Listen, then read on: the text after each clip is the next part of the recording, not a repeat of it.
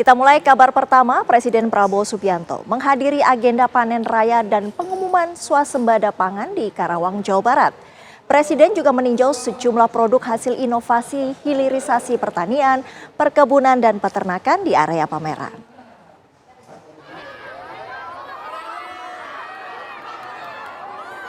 Presiden Prabowo Subianto melakukan kunjungan kerja ke Karawang, Jawa Barat untuk menghadiri acara panen raya dan pengumuman swasembada pangan nasional. Kedatangan Presiden Prabowo disambut antusias warga sekitar yang ingin melihat langsung Prabowo Subianto dan rombongan. Kepala negara meninjau sejumlah produk hasil inovasi hilirisasi pertanian, perkebunan, dan peternakan di area pameran. Dalam kunjungan kerja ini, Presiden Prabowo turut didampingi Menteri Pertanian Andi Amran Sulaiman. Hanya dalam waktu 1 tahun dari target 4 tahun. Menteri Pertanian dalam pidatonya menyampaikan terima kasih pada sejumlah pihak, termasuk jajaran Kabinet Merah Putih yang telah mendukung pemerintah dalam swasembada pangan. Dalam kesempatan ini, Amran juga melaporkan sejumlah keberhasilannya selama memimpin di Kementerian Pertanian. 14 triliun, tapi hasilnya naik 400 triliun. Ekspor kita naik 33%. Kemudian peningkatan padi karena Bapak Presiden ini izin Bapak Presiden 629 triliun ekspor kita. Impor kita turun 321 triliun. Ini berkat tim semua, terutama Pak Menseknek, Pak Seskap, regulasi yang diberikan. Regulasi pupuk saja Bapak Presiden, ini terbit 1 hari. Inilah kerja Menseknek, Mensekap tercepat. Ini terbit 1 hari, turun harga pupuk 20%. Benar teman-teman petani turun nggak? Bapak Presiden, saya khawatir ada penyusup tadi. Jangan sampai dia mengatakan naik. Kalau kamu katakan naik, saya diturunkan Bapak Presiden. Jadi kita sepakat sekarang. Ini alhamdulillah turun 20%. Mana dirut pupuk? Minta maaf, aku minta maaf, sampaikan teman-teman semua. Aku bukan jahat, tapi aku mencintai negara seperti pesan Bapak Presiden. Turun 20%, naik volumenya 700%, dan bangun pabrik 7 tanpa membebani pemerintah Bapak Presiden. Insya Allah 5 kita resmikan sebelum 2029. Terima kasih Bu Ketua.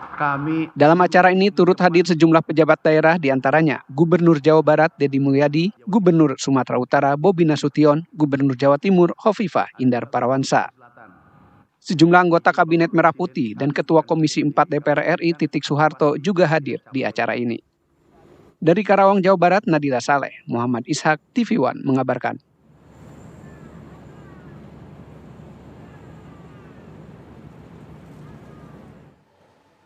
Presiden Prabowo Subianto memberikan penghargaan jasa bintang utama kepada Menteri Pertanian Andi Amran Sulaiman atas keberhasilannya dalam swasembada pangan. Dalam kesempatan tersebut, Presiden Prabowo juga berharap swasembada bisa dilakukan bangsa Indonesia dalam segala bidang. Hari ini, saudara-saudara sekalian, Saudara Andi Amran Sulaiman, saya beri bintang jasa utama.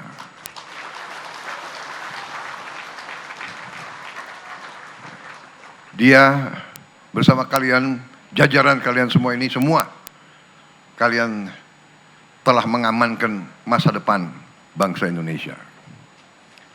Dan saya percaya habis ini kita tidak akan bisa diberhentikan. Saya melihat tadi produk-produk hilirisasi, produk-produk dari pertanian luar biasa.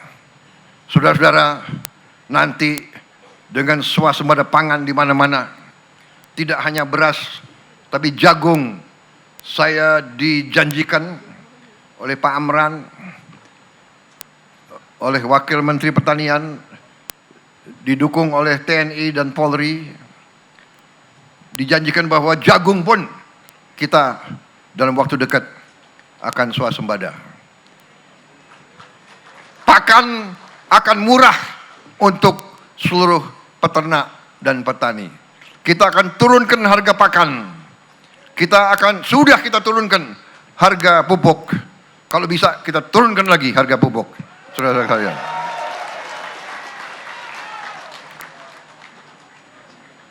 Saya ingin jadi presiden.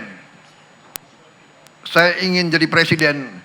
Prestasi saya yang saya idam-idamkan, kalau saya bisa jadi presiden di mana harga-harga turun, harga pangan turun, harga pupuk turun, harga benih turun, harga untuk rakyat-rakyat kita turun, terjangkau. Di semua bidang, saya ingin nanti anak-anak petani kembali, anak-anaknya bisa sekolah tinggi, anak-anaknya bisa jadi insinyur, anak-anaknya bisa jadi dokter, anak-anaknya bisa jadi jenderal. Seperti sekarang itu, Menteri Pertanianmu anaknya petani, Wakil Menteri Pertanianmu anaknya petani. Sekarang jadi menteri, jadi wakil menteri. Kalau dia tuh petani asli itu, mereka ini kulitnya hitam, nggak apa-apa. Kita buktikan, tiap tahun kita buktikan, swasembada, swasembada, swasembada, swasembada. Tidak hanya swasembada beras, jagung, singkong, semuanya kita swasembada nanti. Bawang putih, kita harus swasembada. Saudara-saudara, ternak, ikan, semuanya kita akan produksi besar-besaran. Kita akan buka ribuan desa-desa nelayan. Kita akan buka ratusan budidaya ikan. Saudara-saudara sekalian, rakyat kita, anak-anak kita harus makan protein yang banyak. Dia harus tumbuh kuat, tumbuh pinter, dan tumbuh menjadi masa depan Indonesia yang hebat. Pemirsa, Menteri Koordinator Bidang Pangan Zulkifli Hasan mendatangi lokasi panen raya dan pengumuman swasembada pangan di Karawang, Jawa Barat dengan menggunakan motor milik warga. Macetnya jalan menuju lokasi acara membuat Zulhas yang mengendarai motor metik harus melewati jalan alternatif di pinggir kali. Di tengah kemacetan, ia juga menyempatkan diri menyapa warga. Selain Zulhas, Gubernur Sumatera Utara Bobi Nasution juga harus menggunakan motor ke lokasi acara.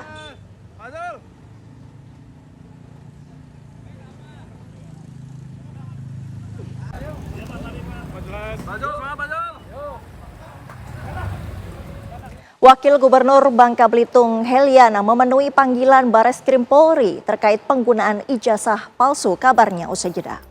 Anda kembali di Kabar Merah Putih. Wakil Gubernur Bangka Belitung Heliana memenuhi panggilan Bareskrim Polri hari ini. Bareskrim menjadwalkan penyidikan terhadap Heliana selaku tersangka penggunaan ijazah palsu. Kasus ini berawal dari pelaporan mahasiswa Universitas Bangka Belitung Ahmad Sidik. Hasil penelusuran pelapor di pangkalan data pendidikan tinggi, Heliana tercatat sebagai mahasiswa tahun 2013, namun mengundurkan diri setahun kemudian pada 2014. Meski hanya kuliah 1 tahun, Heliana mengaku memiliki ijazah pendidikan tinggi. Heliana disangka melanggar pasal KUHP tentang pemalsuan surat atau akta otentik dan Undang-Undang tentang Pendidikan Tinggi dan Sistem Pendidikan Nasional.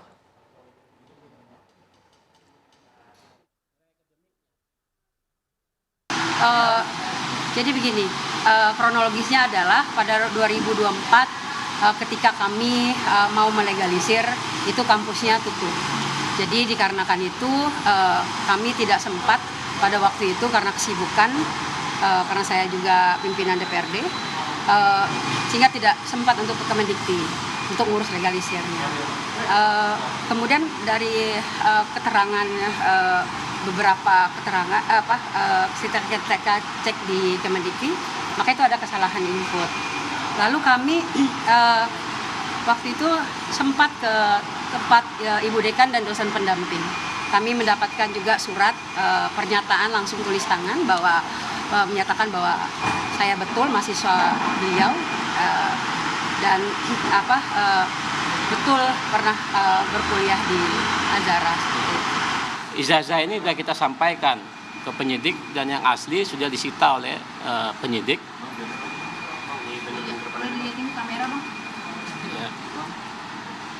Jadi kalau masyarakat bilang nggak ada ijazah, ini ada ijazahnya.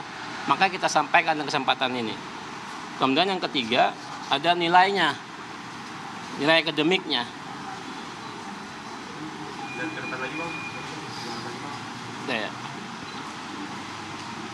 Kemudian ini yang dilegalisir, pihak kampus yang legalisir pada saat beliau pencalonan wakil bupati ya Belitung pada saat itu. Kenapa di pilkada 2024 Bangka Belitung itu tidak ada ijazah S1-nya? Karena kampus 2024 sudah tutup, maka tidak bisa legalisir. Begitu ya, kenapa beliau nggak menggunakan ijazah S1. Informasi terkini dari Mabes Polri akan disampaikan oleh rekan Crescentia Kinanti.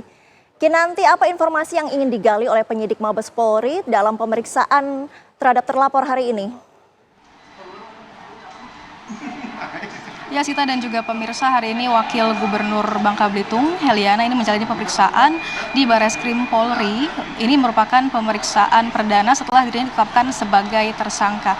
Tadi Wakil Gubernur Heliana ini tiba di Bareskrim Polri sekitar pukul 9.30 bersama dengan kuasa hukumnya dan baru memulai pemeriksaan sekitar pukul 10. Dan hingga kini kami masih menunggu atau pemeriksaan ini masih berlangsung, di mana dalam pemeriksaan ini atau dalam kasus ini tersangka dituntut atau disangka dalam terkait dengan pasal KUHP, kemudian pendidikan tinggi dan juga sistem pendidikan nasional, di mana tadi ada sejumlah barang bukti yang dibawa oleh kuasa hukum dan juga Wakil Gubernur dari Bangka Belitung ini, mulai dari salinan ijazah dan juga surat keputusan atau SK dari Yudisium ini sendiri. Kemudian tadi kuasa hukum dari Heliana ini juga sempat berbincang kepada kami awak media dan ia menyampaikan beberapa pembelaan. Salah satunya yakni terkait adanya kesalahan administrasi dalam situs PD Dikti.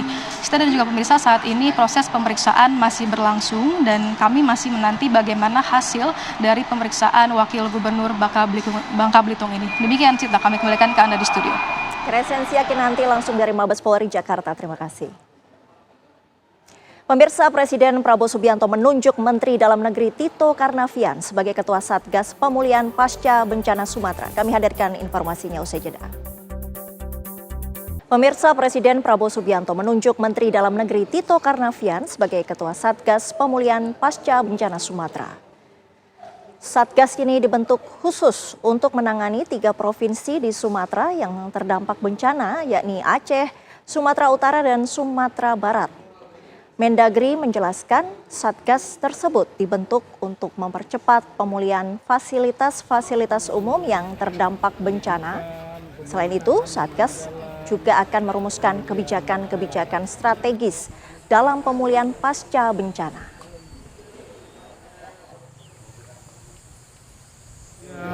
Pemulihan setelah tanggap darurat, mulai pemulihan untuk infrastruktur, pendidikan, pemerintahan yang lebih dalam, kemudian masalah perumahan, kemudian masalah fasilitas kesehatan, layanan publik, ya semua.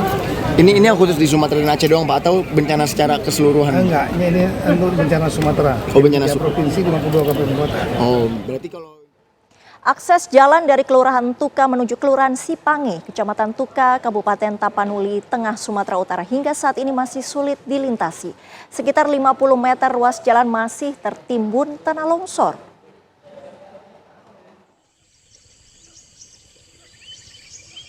Hanya tinggal sekitar 5 meter lagi akses jalan untuk sampai ke Kelurahan Sipange dari arah Kelurahan Tuka, Kecamatan Tuka, Kabupaten Tapanuli Tengah ini masih sulit dilintasi. Di lokasi ini tanah berlumpur masih banyak menutupi ruas jalan. Beberapa waktu lalu sejumlah alat berat telah dikerahkan membersihkan material tanah longsor di lokasi. Namun sekarang tidak ada lagi aktivitas alat berat membersihkan dan membuka akses jalur. Tidak ada lagi alat berat untuk membersihkan material tanah longsor ini. Sementara itu Kelurahan Sipange sudah itu seperti yang Anda lihat di sana, ada rumah. Hanya sekitar 50 meter lagi ini akses jalan yang tertutup untuk bisa tembus langsung bebas, bisa dilalui kendaraan roda 4 dan selebihnya. Dan hingga saat ini listrik juga belum menyala di kampung Kelurahan Sipange. Akses jalan untuk sampai ke kampung Kelurahan Sipange melalui jalur alternatif dari Kelurahan Sitio, Kecamatan Pandan, Tapanuli Tengah. Dari Tapanuli Tengah, Sumatera Utara, Syaren Sitomorang, TV One mengabarkan. Sementara itu, pasca banjir bandang dan tanah longsor yang menerjang 14 kecamatan di Kabupaten Aceh Tengah, sejumlah sekolah sudah mulai dibuka kembali meski belum berjalan maksimal. Setidaknya sekolah bisa menyembuhkan trauma para siswa yang menjadi korban banjir. Setelah 43 hari bencana banjir bandang dan tanah longsor, Sekolah Dasar Negeri 1 Bintang Kabupaten Aceh Tengah mulai dibuka kembali. Namun proses belajar mengajar belum bisa dilakukan secara maksimal. Seluruh buku pelajaran rusak dan 3 bangunan kelas juga rata dengan tanah setelah diterjang banjir bandang. Sekolah ini juga sempat terendam banjir susulan sebanyak 3 kali sehingga kembali dipenuhi lumpur. Padahal sekolah tersebut sudah 3 kali dibersihkan oleh petugas dan warga setempat. Para siswa kini digabungkan dalam satu kelas meski tidak maksimal, namun aktivitas sekolah pasca bencana diharapkan bisa membantu para siswa menghilangkan rasa trauma.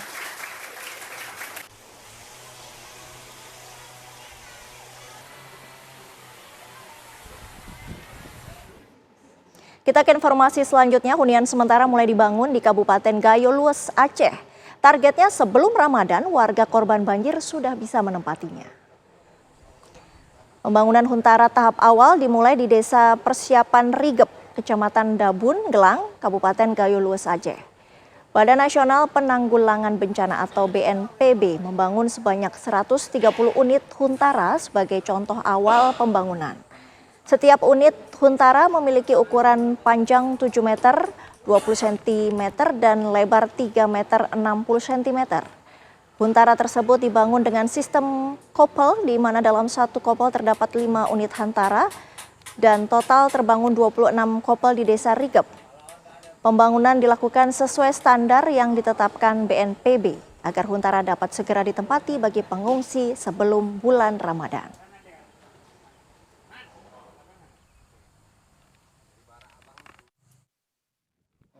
Huntara kebetulan di Kabupaten Gayo Lues ini akan dibangun 3.051 unit. Untuk saat ini baru sedang dibangun contoh 1 unit rumah di Desa Rigep, Kecamatan Dabun Gelang. Mungkin nanti bisa dilihat kondisinya. Ini hari ketiga, diharapkan di hari ketiga ini bisa selesai 1 unit sebagai contoh untuk dibangun di tempat lain. Pak, itu kira-kira ada berapa titik tuh, Pak? Sampai dengan saat ini kurang lebih ada 20 titik untuk pembangunan huntara. Informasi terkini pasca bencana di Aceh Tengah akan disampaikan oleh Haidir Azhar. Haidir, bagaimana aktivitas sekolah pasca banjir di sana? Ya, hari ini mungkin di sekolah di Aceh Tengah, mungkin kalau di sekolah di tempat daerah ini sudah dimulai beberapa hari yang lalu. Untuk di Aceh Tengah sendiri, khususnya di Kecamatan Bintang yang menjadi juga menjadi kecamatan yang sangat parah diterjang banjir bandang akhir November tahun lalu, ini baru dimulai hari ini. Meski baru dimulai hari ini dikarenakan sekolah ini sempat diterjang banjir susulan sebanyak 3 kali, seperti yang terlihat di Kecamatan di SD Negeri 1 Bintang ini. Padahal di sekolah ini sudah sempat dibersihkan banyak 3 kali oleh pihak kepolisian dari Polda Aceh, dari Polres Aceh Tengah sendiri, bahkan dari warga sendiri. Namun karena banjir susulan, sekolah ini kembali sudah banjir sehingga aktivitas sekolah berjalan terlambat hingga baru dilakukan pada hari ini. Meski sudah dilakukan hari ini juga aktivitas sekolah juga belum maksimal karena sebagian guru masih melakukan pembersihan sekolah yang sisa lumpur yang masih ada di setiap ruangan. Dan itu sebanyak 5.000 buku pelajaran di sekolah tersebut juga hancur pun hilang di bawah arus banjir. Nah, selain buku sebagai yang rusak juga ada meja dan kursi, komputer, hingga 3 bangunan kelas juga hancur. Sehingga untuk aktivitas sekolah banyak sekarang siswa harus digabungkan 2 atau 3 kelas digabungkan dalam 1 kelas untuk diberikan mata pelajaran ataupun pembelajaran dari guru-gurunya. Meski pelajaran belum maksimal, namun para guru berharap aktivitas persekolahan ini bisa memulihkan trauma healing daripada para siswa sendiri yang selama ini menjadi korban banjir. Bahkan sebagian dari mereka hingga kini masih tinggal di tenda-tenda pengungsian. Haidir Azhar, terima kasih langsung dari Aceh Tengah Aceh. Pemirsa, hunian sementara untuk korban bencana banjir bandang di Nagari Koto Tinggi 50 kota Sumatera Barat mulai dibangun. Kabarnya usai jeda, tetaplah di Kabar Merah Putih. Hunian sementara untuk korban bencana banjir bandang di Nagari Koto Tinggi 50 kota Sumatera Barat mulai dibangun. Pembangunan Huntara tahap 1 sebanyak 60 unit. Sekretaris Utama BNPB BNPB menyampaikan akan mengoptimalkan pembangunan Huntara agar warga yang menerima dapat menempati dengan layak. Selain itu diserahkan pula dana tunggu hunian, besaran bantuan dana tunggu hunian Rp600.000 per keluarga per bulan selama 3 bulan yang langsung ditransfer ke rekening penerima. Pada kesempatan ini BNPB juga menerima luas tanah sebesar 6 hektar yang disampaikan langsung oleh perwakilan 7 Nini Mama setempat untuk nantinya bisa dibangun Huntara tahap 2.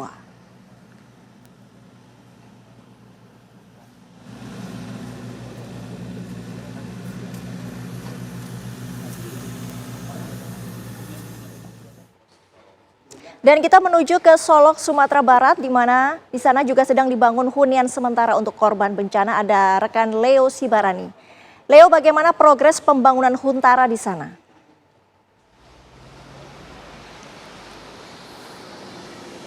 Baik, Sita dan juga pemirsa, kami laporkan langsung pasca bencana banjir dan juga longsor yang terjadi di Sumatera Barat.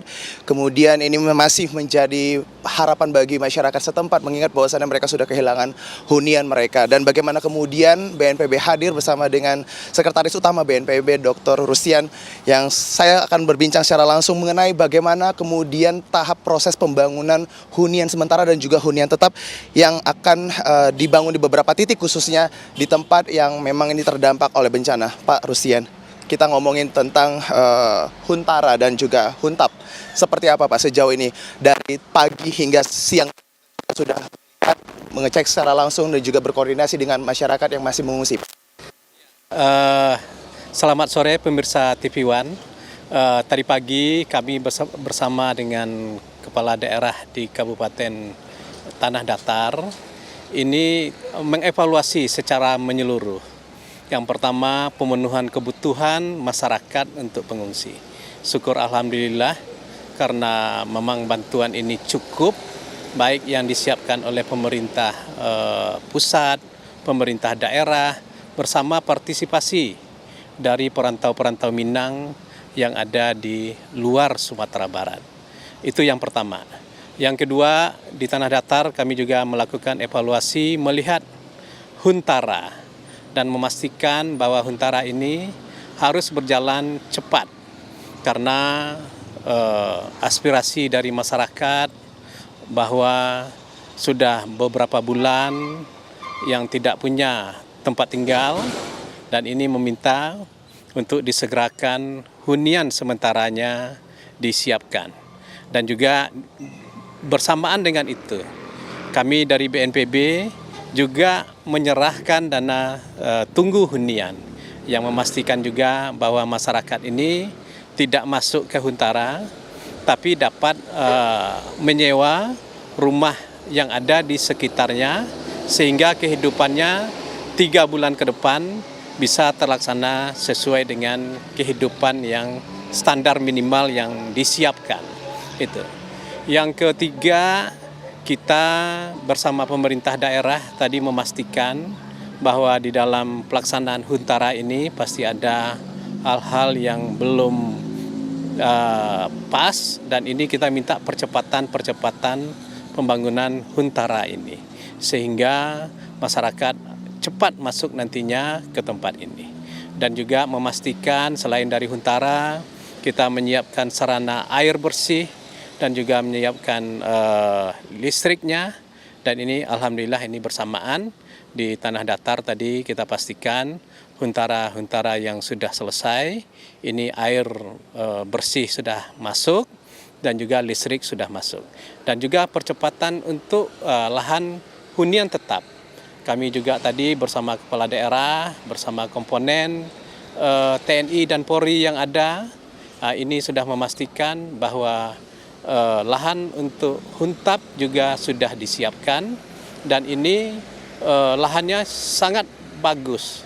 sehingga tinggal dibangunkan dan masyarakat insya Allah akan optimis untuk dengan lahan yang bagus dan juga tempat sosial ekonominya yang nantinya bisa dipenuhi sehingga masyarakat terdampak ini bisa hidup layak seperti hidup normal dan kita harapkan jauh lebih baik dari sebelumnya. Dan sekarang kami juga berada di Kabupaten Solok, barusan juga tadi dengan Pak Bupati bersama Forkompimda juga mengevaluasi secara menyeluruh. Jadi artinya dua kabupaten ini yang kita lihat hari ini, secara hitung-hitungan ini memang sudah sangat baik dan insya Allah kami besok di provinsi akan mengadakan rapat mengumpulkan di 13 kabupaten kota, bupati dan wali kota ini beserta gubernur untuk menyampaikan masing-masing rencana rehabilitasi, rekonstruksi yang sudah disiapkan. Dan artinya masyarakat Sumatera Barat bersama seluruh pemerintah daerah di 13 kabupaten kota akan menyampaikan ke pemerintah pusat mengenai hasil yang sudah disiapkan di dalam dokumen R3P dan insya Allah tanggal 13 hari Jumat pagi akan ditandatangan semuanya. Artinya dokumen R3P sudah nanti akan disampaikan ke pemerintah pusat. Demikian yang dapat kami sampaikan. Terima kasih pemirsa TV One. Ya. Bagaimana kemudian juga pemerintah dalam hal ini ada BNPB pusat langsung menanggulangi pembangunan hunian sementara tetap dan juga sementara untuk bagi mereka yang terdampak banjir. Begitu laporan kami, kembali ke studio, Sita. Leo Sibarani langsung dari Solok, Sumatera Barat. Terima kasih. Informasi tadi menutup kabar Merah Putih hari ini. Sesaat lagi Anda dapat menyaksikan berita utama kriminal bersama Ninda Febiola. Saya Sita Paprika pamit, terima kasih, sampai jumpa.